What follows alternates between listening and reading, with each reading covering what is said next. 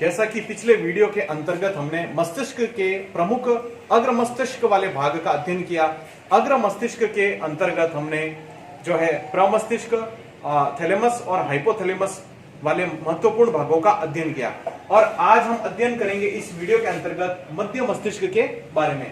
मध्य मस्तिष्क का यह जो भाग होता है यह हाइपोथैलेमस जो कि अग्र मस्तिष्क का सबसे अंतिम भाग है और पश्चिम मस्तिष्क के माध्यम से जुड़ा हुआ होता है तथा इसमें कुल मिलाकर के 4 पिंड पाए जाते हैं।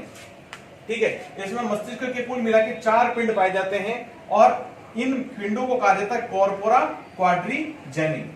इन्हें कहा जाता है कॉर्पोरा क्वाड्रिजेनिन।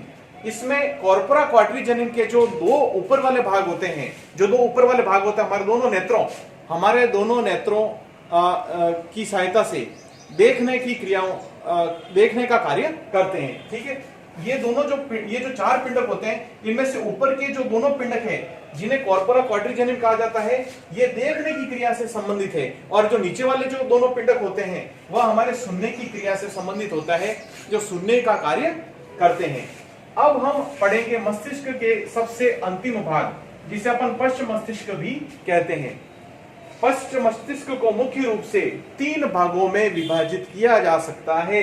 पहला है अनुमस्तिष्क, दूसरा है पोंस वाला भाग और तीसरा है मध्यांश वाला भाग। इसके अंदर जो अनुमस्तिष्क वाला भाग है प्रारंभ इसी से होगा।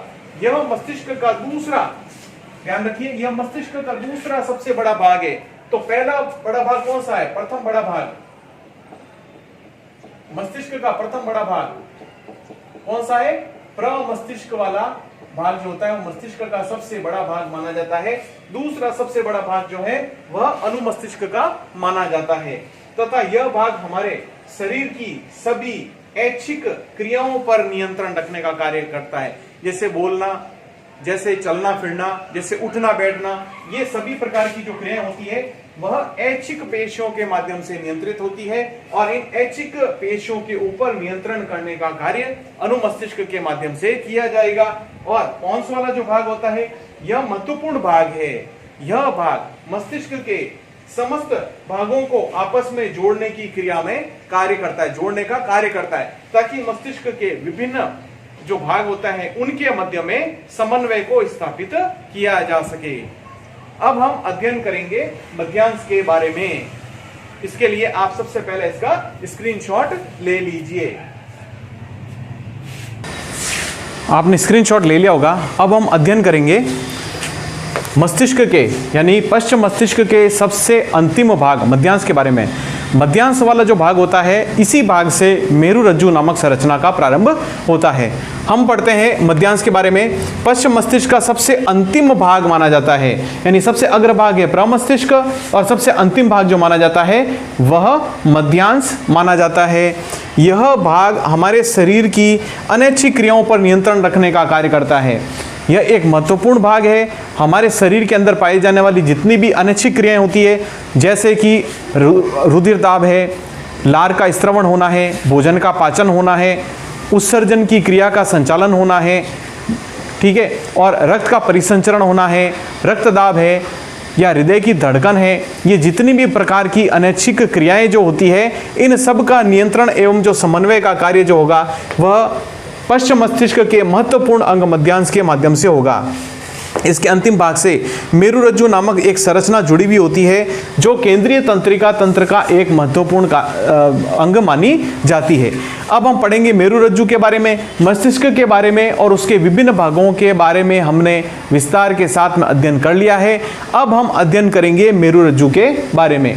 मेरुरज्जु की जो कुल लंबाई लगभग 5 इंच तक इसकी लंबाई होती है।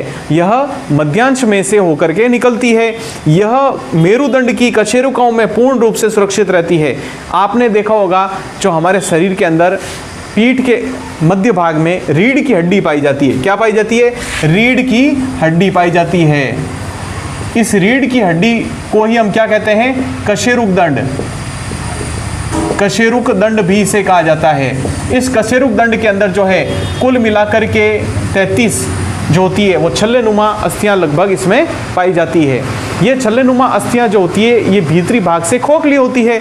इसी खोखले भाग में से जो है मेरुदंड नामक, मेरुरज्जु नामक संरचना निकलती है और इसके अंदर उल्टा होता है, यानी कि प्रमस्तिष्क के बाहरी भाग में तो धूसर द्रव्य और आंतरिक भाग में श्वेत द्रव्य पाया जाता है।